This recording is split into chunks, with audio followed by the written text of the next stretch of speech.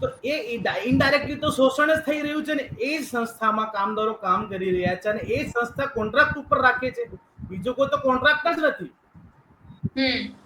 એમાં તફાવત છે કે બીજો કોન્ટ્રાક્ટર હોય અને પછી એ બીજા પોતાના કામદારોને લઈને પછી આવે ને સંસ્થામાં કામ ઉપર રાખે. પણ અહીંયા તો જુદું થઈ રહ્યું છે.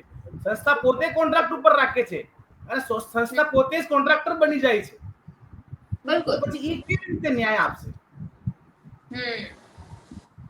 એટલે ક્યાંક ને ક્યાંક રાજ્ય સરકાર નો જ એ જિમ્મેદારી કહી શકાય અને જે સરકાર તરફથી નથી નિભાવવામાં આવતી અને એટલે જ આજે ગુજરાતમાં લાખો શ્રમિકો એવા છે કે જે શોષણનો ભોગ બની રહ્યા છે એન પ્રકારે.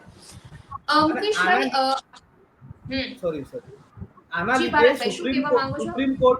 લીધે સુપ્રીમ કોર્ટે જે કોન્ટ્રાક્ટર જે કર્મચારીઓ છે એમના માટે સુપ્રીમ કોર્ટમાં જાગો વિરુદ્ધ યુનિયન